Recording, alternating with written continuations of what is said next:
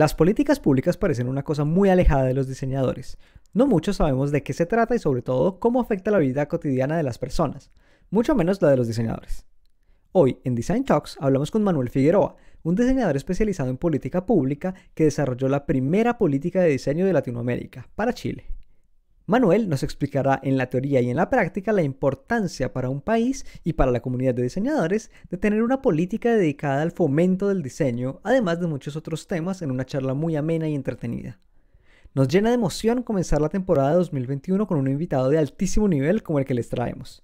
Bienvenidos al episodio 61 de Design Talks, el podcast que no estaba muerto, es que andaba de parranda en español.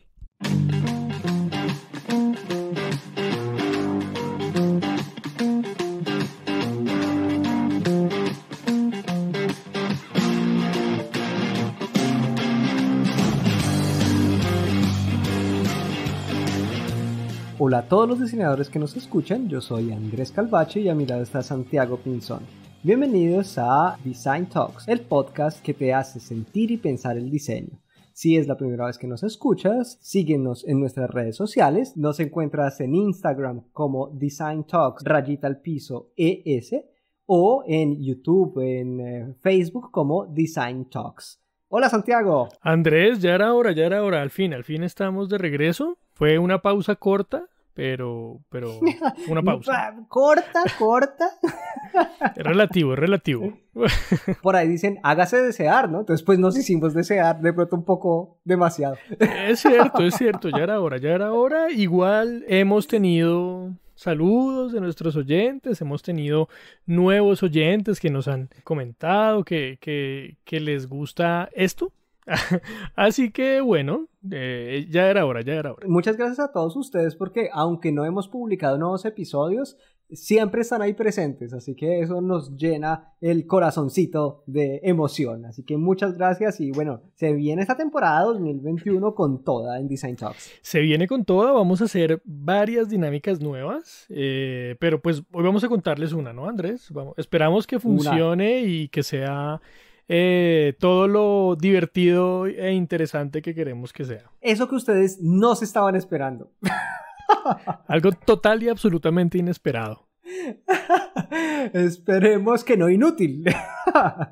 Eso lo dudo, Andrés, pero lo haremos. Bueno, queremos hablar con ustedes, queremos conversar con ustedes y hacer que nuestra comunidad de Design Talks pueda participar en los episodios, ¿no? O en cosas que estén relacionadas con los episodios. Así que estamos haciendo un test, un lanzamiento de la primera cháchara con nuestros oyentes. ¿De qué se trata, Santiago? Bueno, la cháchara con nuestros oyentes es una conversación acerca de un episodio en particular que tendremos con nuestros oyentes. Será un espacio con un aforo limitado, pues porque es una cháchara sustanciosa, no podemos hacerla muy masiva. Íntima. Exacto, es algo íntimo, algo privado, donde nos podrán preguntar y comentar todo lo que quieran acerca de cada episodio.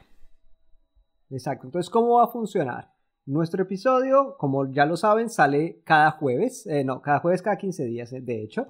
Entonces lo que haremos es, en el fin de semana posterior al lanzamiento de un nuevo episodio, vamos a tener la oportunidad de charlar con un máximo de 3 de ustedes. Así que ustedes van a tener que ir a Instagram, ¿no? Hacer clic en nuestro enlace, ¿cierto? Y ahí se van a encontrar una opción para registrarse a estos eventos que solo tienen, como decíamos, 3 puestos. Ustedes se registran, nos dejan su email y luego nosotros los invitamos a un calendar de Google Meet, ¿cierto? Con toda la información y nos veremos y charlaremos una media hora de ese episodio. Así que bueno, esperamos que esto sea muy interesante para ustedes y estamos muy emocionados para poder compartir con nuestros oyentes.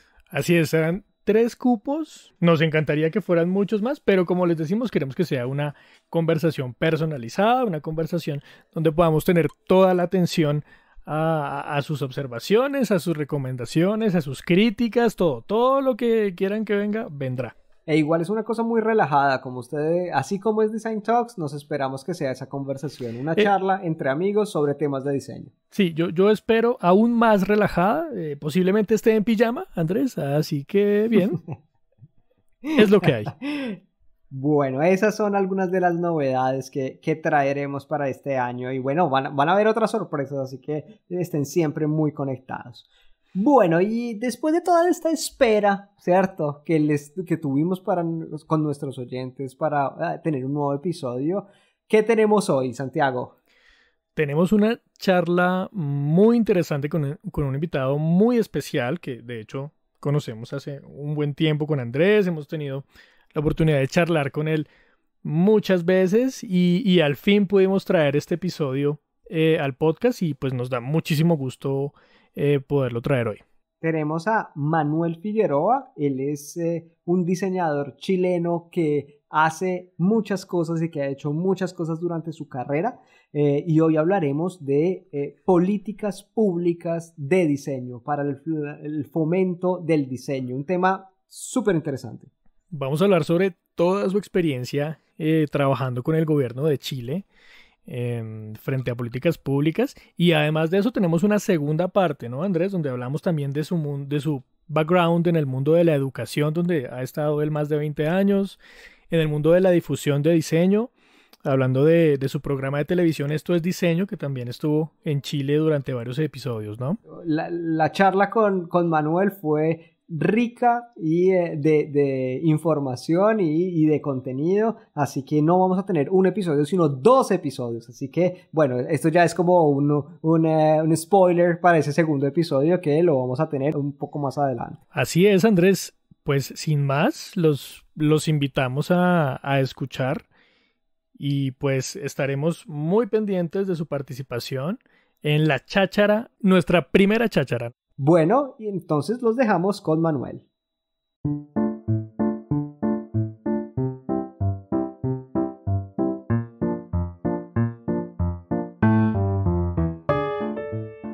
Bueno amigos, hoy estamos con un invitado muy especial, estamos súper felices de poder tener con nosotros en esta entrevista a Manuel Figueroa. Él es diseñador con estudios en políticas públicas, políticas y gobierno, es máster en comunicación política, expresidente de Fashion Revolution Chile.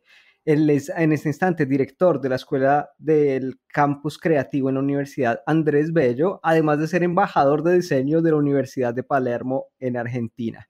Cerrando las credenciales de Manuel, es docente del postítulo de la Universidad de Alcalá en España. Estamos muy honorados de que estés una vez más con nosotros. Bienvenido. Muchas gracias por la invitación y por la paciencia. No, Manuel, a ti. A ti, nosotros felices de verdad de tenerte aquí, amigo de la casa. Una presentación corta, la de Andrés, entre otras muchas cosas que pueden aparecer por ahí. Sí, nuestros oyentes se preguntarán por qué de nuevo, porque es que hemos tenido algunos problemillas técnicos, pero lo logramos, porque lo importante es la constancia en Design Talks. Que me consta. Bueno, Manuel, para romper el hielo, te voy a hacer una pregunta que seguramente te habrán hecho muchos estudiantes, muchos no estudiantes, muchos diseñadores, muchos no diseñadores, pero nos encantaría saber para ti qué es el diseño. No, yo en general no, esto es como una introducción, no hago grandes definiciones sobre el diseño. No me parece ni tan adecuado ni tan pertinente, pero bueno, voy a ir directo a la pregunta. Para mí el diseño no es más ni menos que un conector, un instrumento, también un traductor de las necesidades de otros para poder dar satisfacción a las mismas. Super, un traductor, ¿no? Esta función del diseño y el diseñador para entender el contexto y traducirlo, ¿no? En algo, en un output. Sí, yo creo que el diseño no tiene más que en esta definición misión de algo o misión de 3 cosas que fue las que nombré.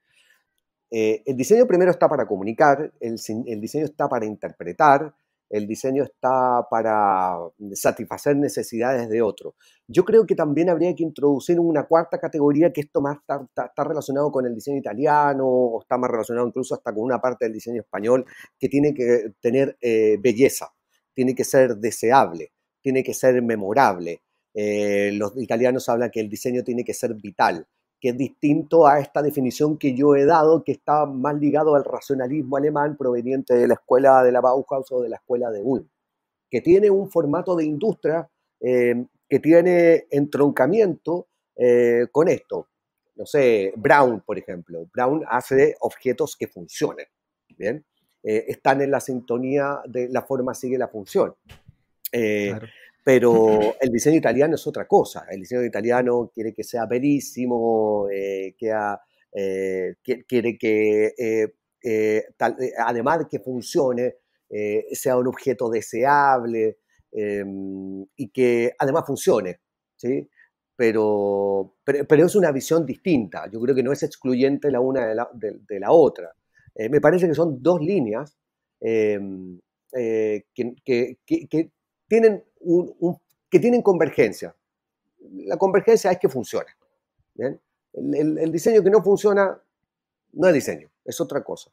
Pero hay visiones que están en veredas opuestas, pero que tampoco creo que sean tan contradictorias. Yo creo que pueden tener una convivencia que la tienen, de hecho, de facto la tienen, que es aportativa. Después viene el sistema de elecciones del consumidor. Bueno, a mí me importa que funcione. Bueno, a mí me importa que funcione y que sea bello.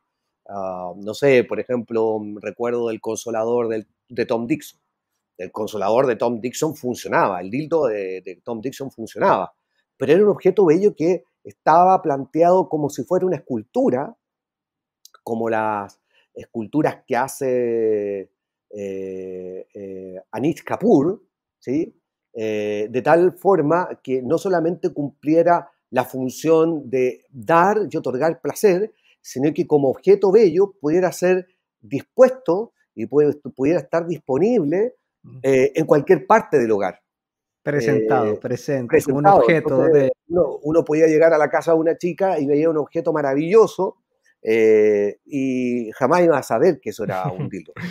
El traducir me encanta porque implica, digamos, no sé, de una vez como la percepción de entender y luego recomunicar, ¿no? Y creo que es una función fundamental del diseño, ¿no? El entender primero y saber qué te está llegando y luego convertirlo en algo más, ¿no?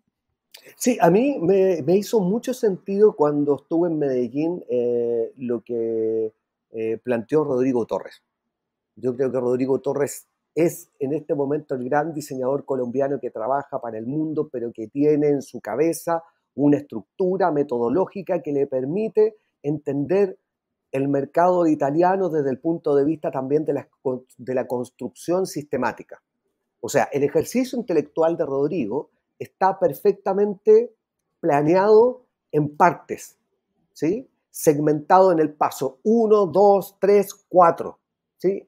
Y el 5 y el 6 dividido entre aquello que funcione y aquello que tiene que ser, digamos, mórbido, ¿sí? Aquello que tiene que ser deseable, tiene que ser memorable, tiene que ser algo gatillador y provocar en el consumidor de querer tenerlo como segunda fase, entendiendo que eso también funciona. Yo creo que eso Rodrigo lo hace de manera impecable y creo que por eso le da muchos resultados. Y creo que por eso también cobra lo que cobra. Totalmente. Pues bueno, pero si estoy entendiendo bien, tiene, o sea, esa diferenciación como dos alternativas válidas, ¿cierto? Sí, absolutamente válida. No son divergentes, son dos ópticas, pero no son divergentes. La convergencia es que tiene que ser diseño. Y en tanto diseño tiene que funcionar. Punto. De hecho, yo creo que lo que tú comentabas sobre el diseño italiano, ¿cierto? Yo creo que luego podemos hablarlo un poquito más cuando hablemos de la difusión del diseño, pero creo que está más cercano a lo que las personas creen, ¿no? O lo que ven, cómo consideran que es el diseño, está mucho más cercano a esa concepción sobre la estética y digamos, el placer sensorial conectado al diseño. Sí. Queríamos aprovechar que estás con nosotros hoy, porque tú tienes una gran experiencia y conocimiento en la parte de políticas públicas. Y yo creo que para los diseñadores puede ser un poco extraño, ¿no? O sea, ok, ¿qué hace el diseño? O sea, ¿por qué políticas públicas en diseño o por qué diseñar políticas públicas? Que de hecho podría ser como un contraste. Así que, ¿qué nos puedes contar de qué es esto, ¿no? De por qué para el diseño es importante. Miren, el diseño es más importante de lo que se cree en el mundo global de esto que se llama, para mí, malamente, industrias creativas, porque prefiero el término de economía creativa. Esto que es una terminología que incluso yo deploro y detesto cuando estas cosas se colocan de moda, porque creo que es mucho más profundo y que hoy también está entroncado con otro término que también odio cuando se colocan de moda, porque espero que permanezca en el tiempo, como es la economía circular. Y volviendo al tema de la economía creativa y volviendo al tema del diseño, el diseño está comprobado por estadísticas incluso de la UNCTAD, que fue el primer organismo internacional dependiente de las Naciones Unidas, y que también después midió la economía naranja y lo que es toda la economía creativa que está alojado en el Banco Interamericano de Desarrollo, es que la mayor proporción de nivel de comercio y de aporte a la economía en esto que les acabo de mencionar es el diseño. Esto está medido. No es que sea una fantasía o una aspiración o un telos que yo estoy manifestando como un deseo o que pudiera ser parte de la aspiración gremial de un conjunto de personas que se dedican a un oficio o una técnica o a un formato de comunicación y de función que se llaman diseñadores. Esto es así. Pueden buscar en cualquier organismo y se van a dar como los que les mencioné, la UNCTAD, el Banco Interamericano de Desarrollo, incluso universidades o papers muy serios que han tratado de abordar el tema respecto a la medición, y el diseño es, por lejos, el más importante aportador, no solamente de valor de productos y servicios, sino que el mayor aportador en términos económicos, de dinamismo monetario, de ingresos y egresos en la economía creativa.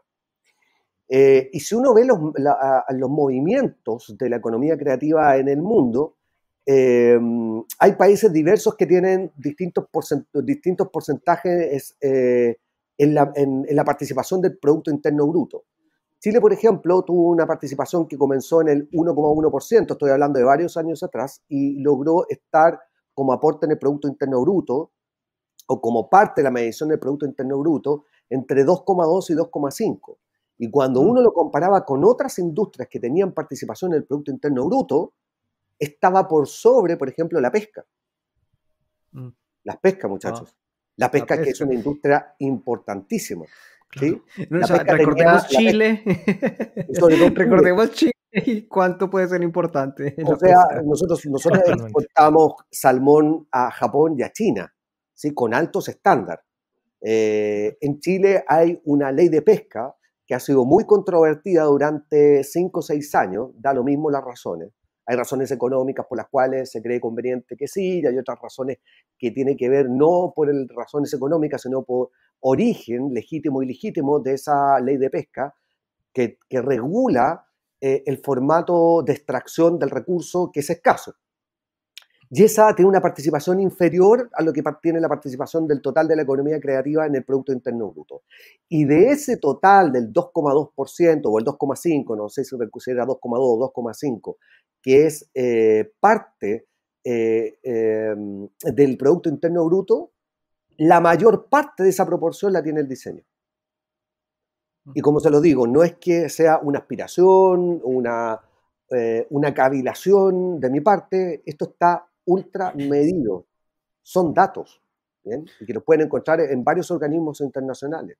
De hecho, el Banco Interamericano de Desarrollo, que tiene una unidad de economía creativa que la pueden encontrar en LinkedIn y que publica mucho, hace un tiempo atrás, no me acuerdo si era Bahamas o Barbados, para no mentir, Bahamas o Barbados, midieron cuánto era el movimiento y el aporte de la economía creativa porque se habían enfocado grandemente en colocar políticas sobre eso. Y está el gráfico. Y en ese gráfico ustedes van a ver que la mayor proporción nuevamente la tiene el diseño.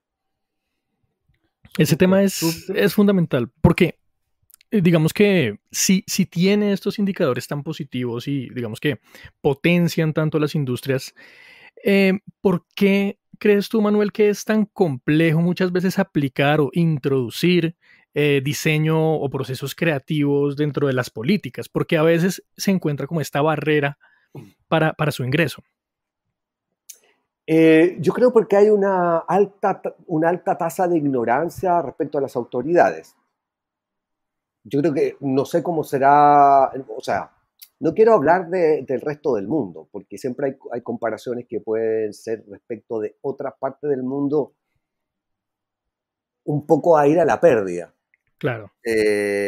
Desde incluso las formalidades, no solamente de la ética, sino solamente de la estética. Les coloco un ejemplo muy rápido. Si nosotros quisiéramos compararnos con Suecia en términos de estructura de funcionamiento de un parlamentario, los suecos, que también tienen cantones, tienen un hotel al lado del Parlamento para que todas personas que vienen de distintas partes de Suecia se alojen en ese hotel. Alguien podría decir, bueno, pero ¿cómo les hacen un hotel? Bueno, es que ese hotel alojamiento tiene condiciones especiales para esos parlamentarios, donde están en 50 metros cuadrados cada uno, incluso menos, tengo entendido que es 40 metros cuadrados, donde tienen lavadoras o en un lugar que es comunitario, que no tiene prestación de servicios de terceros, sino que cada parlamentario tiene que ir a lavar su ropa, ¿bien?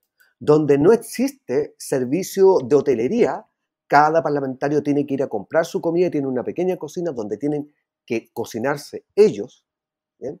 Y ya a partir de eso uno dice, estamos mal. Decimos primero situaciones idénticas, ¿no? Claro, En Latinoamérica, idéntico. Los tipos no tienen automóvil oficial, el Estado le entrega una bicicleta, punto, chao.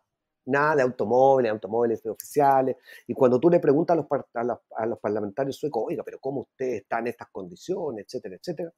Los parlamentarios suecos, así de manera transversal de todos los colegios, yo soy un servidor público, punto. ¿Bien? Entonces, para volver al tema, yo creo que hay una alta tasa de ignorancia de las autoridades para saber o entender qué es diseño. De saber indicadores como los que yo le estoy mostrando. ¿Bien? Yo creo que hay una mirada de la economía tradicional o de la economía clásica. De la economía clásica, entendiendo de la economía clásica a los liberales y entendiendo de la otra vereda de la economía mirada por la vertiente marxista. Pero hoy la economía está en una situación completamente distinta porque no estamos ni en el siglo XIX ni tampoco estamos en el siglo XX. Entonces el hecho, por ejemplo, de la economía circular que está ingresando de a poco, ¿bien? Y la economía creativa que no lleva más de concepto más de 6 o 7 años, son muy pocas las autoridades que lo conocen. Claro. Muy pocas, muy pocas. Entonces, yo tengo una frase que dice, nadie está, obligado a saber lo que ignora. Claro. O sea, si yo ignoro algo, ¿alguien me puede obligar a saber lo que ignoro? No, yo ingreso a saber lo que ignoro por otro tipo de situaciones, pero nadie está obligado a saber lo que ignora. Entonces, claro, creo que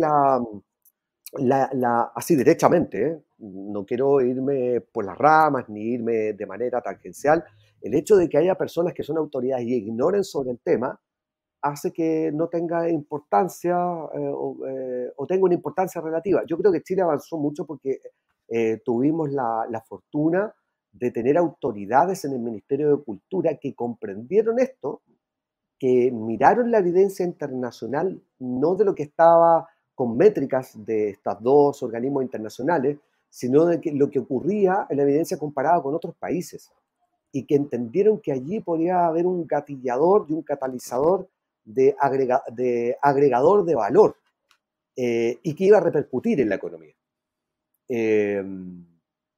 Y eso hizo posible que esto se hiciera. La gran duda que existió en algún momento era dónde tenía que estar alojado. Algunos tenían la visión que tenía que estar alojado en el Ministerio de Economía, pero cuando se revisó la evidencia comparada internacional, un benchmark de los países, nos dimos cuenta que, por ejemplo, Finlandia estaba alojado en el Ministerio de Cultura. Y yo creo que estaba bien alojado en el Ministerio de Cultura, porque la cultura es mucho más amplia que la economía. La economía es un segmento y un área de la cultura. pero la cultura es hablar de los formatos de comunicación, hablar de los formatos de consumo, hablar de los formatos de las comidas, hablar de los formatos en que nos transportamos, hablar de los formatos en que nos queremos, hablar de los formatos de miles de otras cuestiones donde la economía es una parte. Así que a mí me pareció bien que estuviera en el Ministerio de Cultura porque es mucho más global que circunscribirlo a una actividad que fuera simplemente económica. Y así fue en el caso de Chile. Y así fue en el caso de Chile. Ahora, obviamente estaban muy relacionados con el Ministerio de Economía. Eso es claro, porque los economistas, si hay algo que saben o debieran saber, es la instalación de políticas públicas porque tienen una capacidad primero para proyectar, la segunda para medir, la tercera para hacer seguimiento y la cuarta para hacer accountability, es decir, para colocar raya para la suma, cuál es el resultado de lo invertido versus lo que se gana. Y que en este caso era el retorno social. Así que nosotros trabajamos muy de la mano con ellos, pero muy, muy de la mano. De hecho, como yo y mi compañera, que éramos dos, para el área de diseño del ministerio, que veíamos todo Chile y el área internacional, nuestro vínculo con el Ministerio de Economía y con distintos departamentos del área de economía, uno que se llama Corfo, que tiene programas para fomentar industrias. Por ejemplo, ellos tenían un área para fomentar los videojuegos, otra área para fomentar, digamos, que la industria cinematográfica, otros para fomentar la industria de la literatura, etcétera, etcétera, o el conocimiento científico, pero todo esto bajo el formato de la mirada desde la economía. Después existía otro departamento que era CONICYT, que era muy enfocado a la investigación directamente científica, y Cercotec, que era de habilitación y de instrucción relacionado con la técnica y la tecnología, ¿bien? Básicamente con la capacitación, ¿bien? Y nosotros tuvimos que tener relaciones con todas esas unidades o departamentos, más unos que otros, ¿bien? Pero raya para la suma que eso hizo que un montón de acciones había que compilarlas para que esto tuviera una permanencia y no se diluyera como parte de la voluntad de dos personas que estaban instaladas en un sueño dentro de un área y que tenía que tener una permanencia. Fue lo que hizo posible de que creáramos una política para el país. Que también allí hubo una discusión entre los diseñadores, si tenía que ser una política de fomento al diseño o una política nacional, que es lo mismo, o si tenía que haber una estrategia nacional de diseño. Y en esa, nosotros creíamos que era mejor tener una política porque las políticas tienen un mayor soporte en el Estado más que las estrategias. La estrategia en general depende de un grupo de funcionarios o de un área. Cuando está alojado con formato de política se convierte en algo de Estado y que para modificarla tiene un tiempo. Entonces, por ejemplo, la política de diseño se instaló el 2017 y 18, 19, 20, 21, 22, claro, y termina el 2022. Una estrategia puede cambiar de un año para otro, con todo un proceso que puede ser top-down o bottom-up.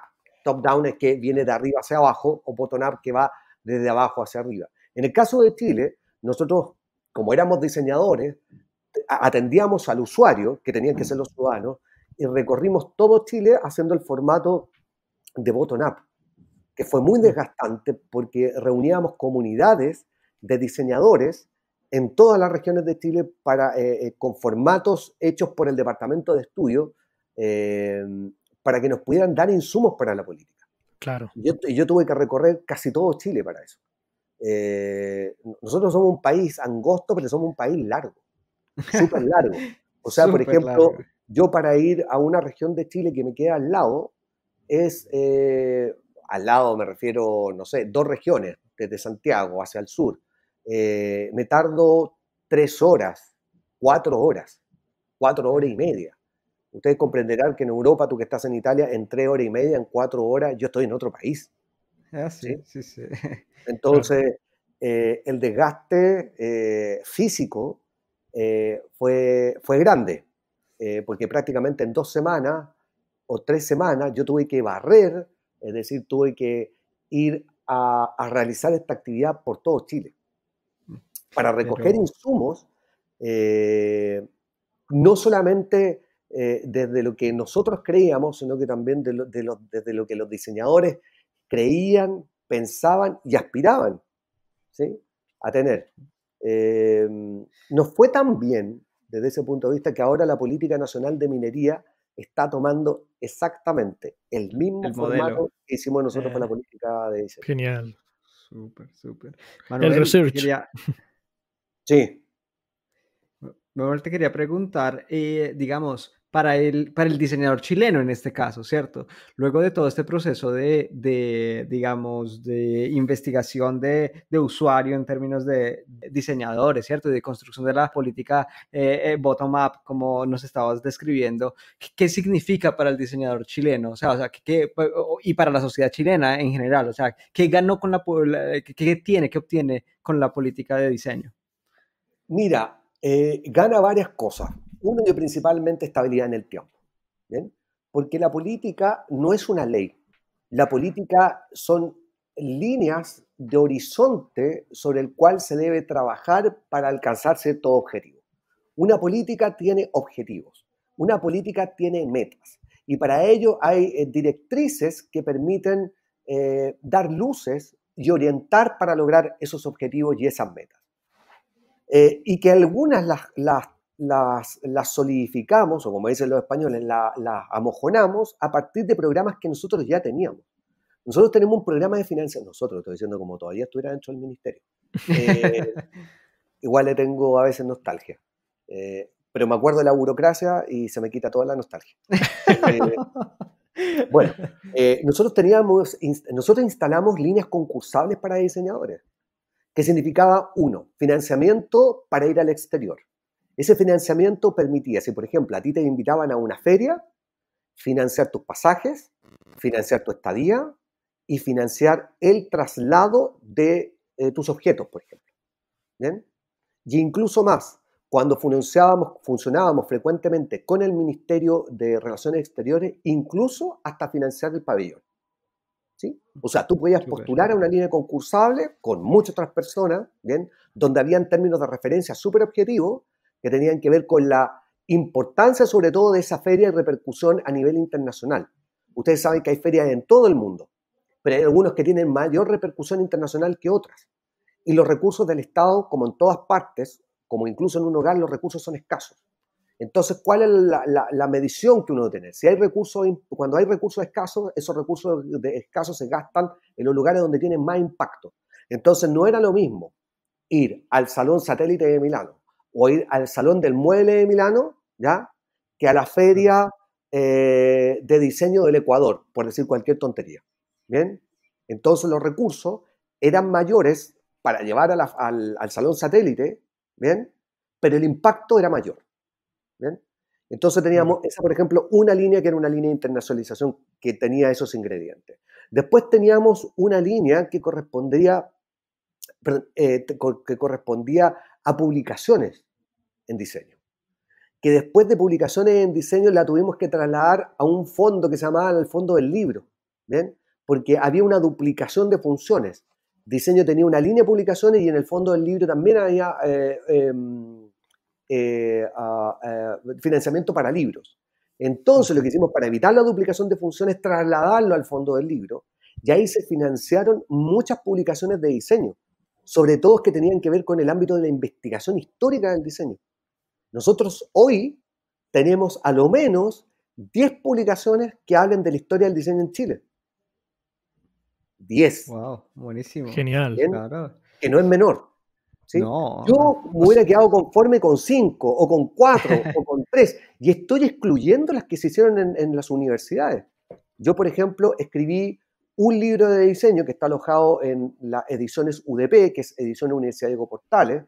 Fui el primer, no quiero aparecer por sobreestimarme, pero una verdad. Yo fui el primero en Chile que hizo un monográfico de un diseñador en Chile. ¿Bien? Y que estaba alojado en Ediciones UDP. Después colaboré con un gran diseñador de tipografía, estimulándolo, empujándolo golpeándolo para que ese material... Motivación. Sí, picaneándolo como se picanea un toro para que el tipo publicara lo que tenía, ¿ya? Porque era como una especie de genio que estaba enclaustrado en su conocimiento, en seguir produciendo conocimiento y dejarlo archivado, digamos que para su gusto, entre comillas, personal, que no era su gusto, sino como un trabajo en que siempre los genios creen que hay algo que mejorar. Yo me puse detrás de él, me puse al lado de él porque además era un docente y yo era su ayudante, le dije, mira, postulemos a un fondo público para que ese libro salga. Ese libro salió, que fue el segundo libro de Ediciones UDP, que fue el primer libro de diseño de tipografía y entendimiento básico de tipografía, y después lo empujé junto con otro compañero para que lo editáramos y lo publicáramos en Argentina. Y ustedes que saben, la UBA, que tiene una cátedra de tipografía que es de la puta madre, donde enseñaba Rubén Fontana, que a propósito Rubén Fontana acaba de ganar un una TIPL, ¿ya? Que es el mayor reconocimiento que se le da en tipografía a alguien. Rubén Fontana hacía clases en la UBA de tipografía. Ahora está Pablo Cosgaya, y cuando ustedes revisan, la pueden revisar por internet, que también está en YouTube o está en Instagram, la rigurosidad con la que se enseña tipografía es el rigor con la que se enseña tipografía en Suiza. ¿Bien? Y nosotros logramos meter un libro hecho en Chile, en Argentina, y el libro se agotó. Wow. ¿Bien? Entonces estoy excluyendo lo que hicimos en producción universitaria, que también lo hace la Universidad de Chile. Entonces, si yo sumo lo que se hizo en fondos públicos con lo que ha hecho la universidad, nosotros tenemos 18. Fácil. Publicaciones de diseño investigadas, producidas y promocionadas en Chile. ¿Bien? O sea, estamos al nivel, yo diría que de los mexicanos, y estamos al nivel de los argentinos. Perdonen que lo diga en este lenguaje, un país de mierda largo que está a punto de caerse al Pacífico. Ya angosto. ¿Ya? Entonces también había una línea de financiamiento.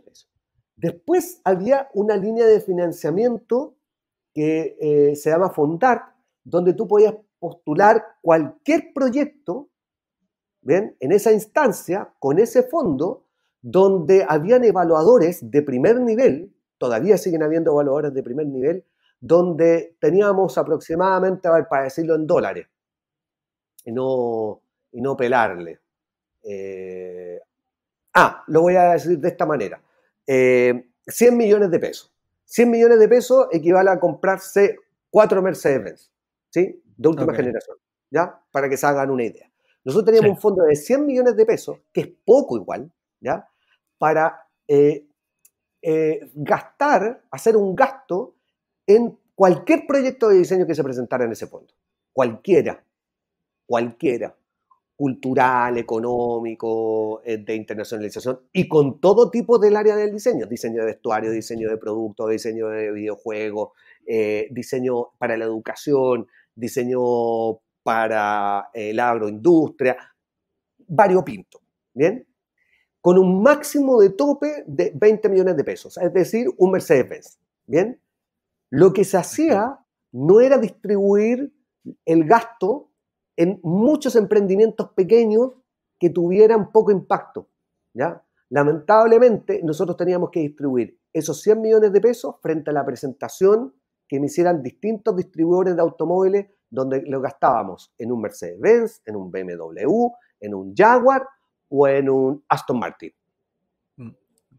Claro. En eso gastábamos. Y siempre recibíamos críticas, que mira, que no apoyan al diseño, al emprendedor pequeño. Pero es que nuestra misión estaba en promover el diseño de alta calidad, ¿ya? Para promover el diseño, digamos, de emprendimiento, habían otros aparatos del Estado, ¿ya? Nuestra misión era promover el diseño, no darle impulso a los emprendedores, por más que tuvieran diseño. Claro. ¿Ya? Para eso habían otras líneas de financiamiento que estaban en el Ministerio de Economía. Y me imagino también por el momento, ¿no? O sea, iniciando con la política de diseño, pues hay unas, en ese caso, estrategias un poco diferentes, ¿no? Nosotros, bueno, lo que te estoy contando estaba antes de la política de diseño. Eran programas que después nosotros colocamos en la política, ¿ya? Ok. Nosotros hacíamos una serie de acciones que después fueron acumuladas y las incorporamos dentro de la política. y que tenía varios ejes. La política tenía ejes sobre el cual moverse, ¿ya? Tenía estas directrices, ¿ya? Entonces, una se llamaba economía y emprendimiento, otra se llamaba identidad y patrimonio, otra se llamaba técnica y tecnología, y la cuarta ya ni me acuerdo, ¿ya? Pero ¿por qué eran esas cuatro? Por ejemplo, pongamos una, técnica y tecnología. Porque Chile tenía que involucrarse dentro de una política de innovación que había instalado el Ministerio de Economía. ¿Bien? Y cuando el Ministerio de Economía midió un gran porcentaje de las personas que hablaban de innovación decían, mira, ¿qué es lo que es para ti innovación? Para mí son máquinas, ¿sí? Para mí es marketing, para mí es tanto, en relación al retorno que tenían, ¿ya? Para mí es informática. Y después midieron el retorno y apareció dentro de estas, respuestas espontáneas, en el último lugar, con un 0,9% aparecía el diseño. ¿Bien? Pero después midieron cuánto era el retorno por cada una de estas creencias que los encuestados decían que eso es lo que le producía innovación y por lo tanto agregaba valor. Y el único que rindió al 100% fue diseño, aunque fuera el 0,9%. Las otras todos tuvieron rendimientos menores. ¿Bien? Entonces, muy chévere. Nosotros vimos ese dato, dijimos, bueno, tenemos que colocar tecnología, porque está desarrollado igual sobre los nuevos formatos de ese tiempo de producción, las impresoras 3D, bueno, y todas estas cosas que ahora son súper comunes, ¿ya? Claro. Porque también estaban involucrados los videojuegos y otras cosas que no recuerdo. Y después, ¿por qué la técnica? Porque la técnica teníamos que tener relación con el dominio de la materia y con el conocimiento específico de alguien que tenía una aptitud para algo. Esa definición corresponde a los artesanos, ¿bien? Y el diseño tenía que tener un cruce con la artesanía. Ya hay evidencia también y pruebas que lo comprueban, como por ejemplo en el caso de los hermanos Campana. ¿Bien? Los hermanos Campana, de hecho, nosotros los trajimos a Chile, para que ustedes sepan, y los metimos, no sé, por ejemplo, en el caso de ustedes, en la selva colombiana, ¿ya? Donde habían 4 o 5 artesanos que, por ejemplo, se dedicaban a trabajar el telar o se dedicaban a trabajar la piedra, para que los tipos aprendieran una técnica, proveerles de herramientas que estaban en el diseño para cambiar formas principalmente, ¿ya? Y los diseñadores se llevaban una técnica nueva para poder producir. Entonces, por eso incluimos técnica y tecnología, que son dos ámbitos diferentes. ¿Bien? ¿Por qué incluimos, no sé, patrimonio? ¿Bien? Porque había un montón de situaciones que tienen que ver con el patrimonio arquitectónico, pero también con el patrimonio del diseño, que estaban instalados en algunas galerías que eran muy pocas, ¿ya? Para hablar de la historia del diseño y también para hablar del diseño arquitectónico. Entonces nosotros hicimos la guía, por ejemplo, de los palacios en Santiago, ¿ya? Las clases altas hacían en el centro de Santiago, como en todas partes de Latinoamérica, unos grandes palacios, ¿bien? Y esos palacios en algún momento van a desaparecer. Y el patrimonio no está solamente en sostener la cuestión material, sino que en la definición del patrimonio era tener el registro de aquello que existió. Y en la definición de patrimonio hoy es más importante el registro que la mantención, en este caso, del inmueble. Okay. Bueno, ahí estoy dando como algunas cosas que ocurrieron y que las tuvimos que, digamos que asentar como unas formas de 4 ejes centrales que la política tiene. Super. Perdón, y también tenía territorio, me acordé, no quiero pasarme para aburrirlos, pero también teníamos territorio. ¿Y por qué teníamos territorio? Porque sabíamos que el diseño no estaba presente solamente en la capital. ¿Por qué? Porque el territorio tenía una extensa capilaridad incluso en distintas partes de Chile, pero además porque habían territorios pequeños que se llaman barrios. Y los barrios tienen formatos en los cuales, o construcciones, digamos, entelequias, o también maneras de creer que hay algo del diseño que es importante que los hace confluir. Hay barrios que deciden mantener ciertas tradiciones porque encuentran que la fisonomía o el diseño del barrio no debe ser tocado. Y por lo tanto los vecinos se organizan para sostener eso. frente a una autoridad que, por ejemplo, quiere cambiar, aquí se denomina un plan regulador para votar, extinguir ese barrio, donde los vecinos se organizan para que ese plan regulador no cambie y levanten edificios. ¿Bien? Y todo se gira alrededor de algo, del patrimonio, del diseño y del territorio. Mira que es un ejemplo bien interesante este del barrio, porque muchas veces es esa disertación que tiene la innovación y el diseño de hasta dónde borramos ciertas cosas y aplicamos nuevas, ¿no? Y todos estos procesos que tú nos cuentas, implican este análisis profundo y complejo, ¿no? Que tiene dónde intervenir, dónde aplicar atención, dónde descuidar ciertas cosas que tal vez no sean tan importantes, dar ese equilibrio a todas estas cosas tal vez sea de lo más difícil en establecer políticas, ¿no?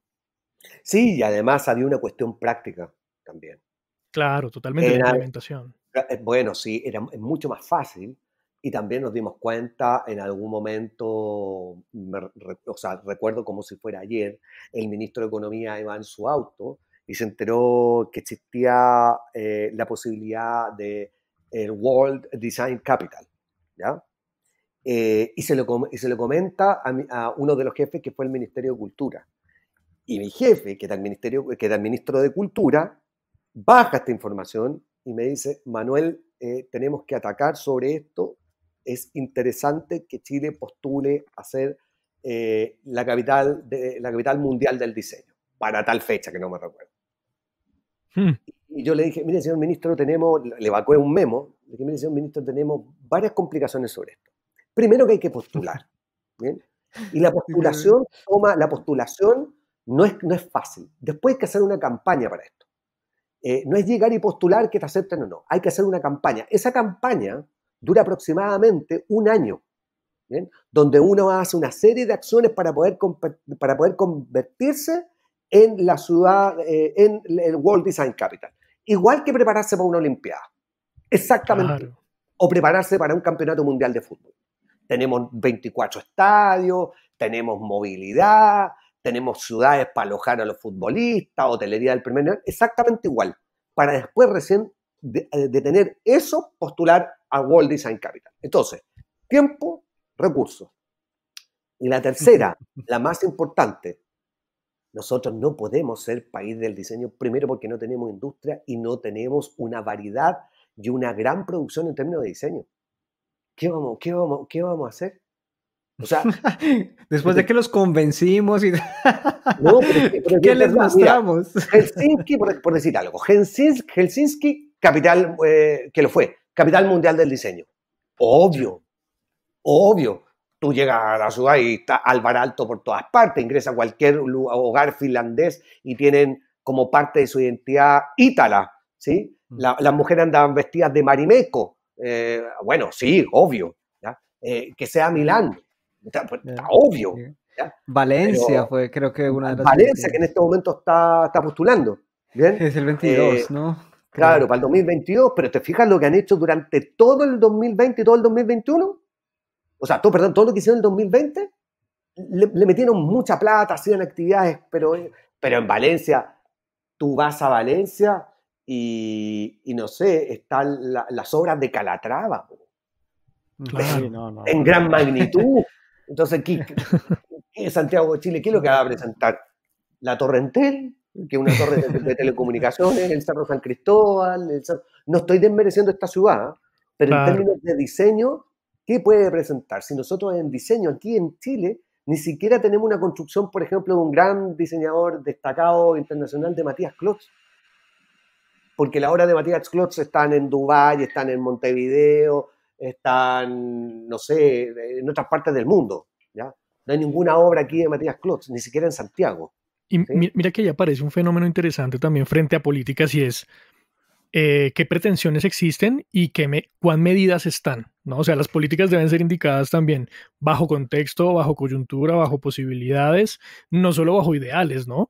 Porque, o sea, el ideal es un componente muy, muy importante, pero también el realismo y también entender el contexto y también, ok, si nos ponemos esta trazabilidad, puede que lleguemos, pero tal vez nos demoremos unos cuantos añitos o unos cuantos añotes también bien largos, ¿no? Tal cual. La única manera de haber explotado esto como capital, como ser una capital mundial del diseño, es que hubiéramos explotado una frase que alguna vez mencionó Paco Rabanne, que vino 3 veces a Santiago y le gustaba Santiago porque decía que él nunca había visto tanta diversidad y tanto eclecticismo en la arquitectura de la ciudad.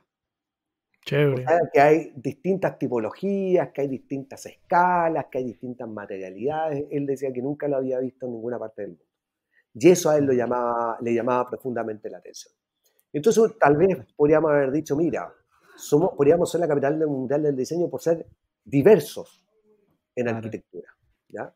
Porque nuestra ciudad es una ciudad compleja, tal vez como lo hace Ciudad de México, que dice, mira, Ciudad de México es una ciudad extensa, y que lo que para nosotros es para los mexicanos una complicación, ellos lo explotan como una virtud, ¿sí? Hoy hay unos, no sé cómo, no sé, aquí le dice, congestión vehicular en el cual en las horas pico te demoras 2 horas en llegar de un lado a otro. Y me dice, pero ¿cómo se te ocurre? ¿Bien?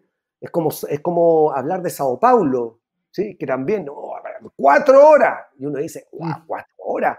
Es casi un atractivo turístico. Me meto 4 horas y recorro. Estoy recorriendo lentamente Sao Paulo. Qué exótico, 4 horas. El viaje panorámico a 1 kilómetro por hora. Claro, es un viaje agradable. Pero yo creo que a lo mejor Santiago podría haberlo hecho tomando eso. Pero, esa característica. Claro, como ese leitmotiv. Pero lo otro también no teníamos los recursos para hacer eso, ni tampoco teníamos las condiciones de tener la apuesta para poder hacerlo. Porque significaba tiempo, porque significaba recursos. Recursos también para la postulación, ojo, que no son menores. Claro. Para postular no era poco dinero. Entonces, ¿para dónde teníamos que ir? Para unidades territoriales más pequeñas. Y esas se llamaban barrios.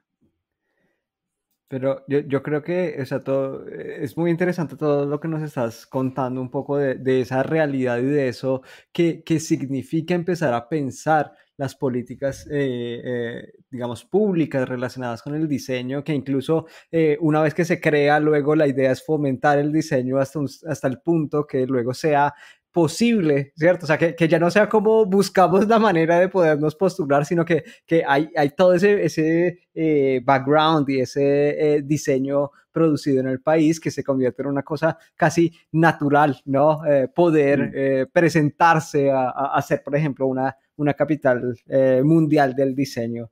No, muy interesante, muy chévere toda esta historia. Creo que va a ser muy útil para todos nuestros oyentes. Y hablando contigo, el tiempo se pasa volando.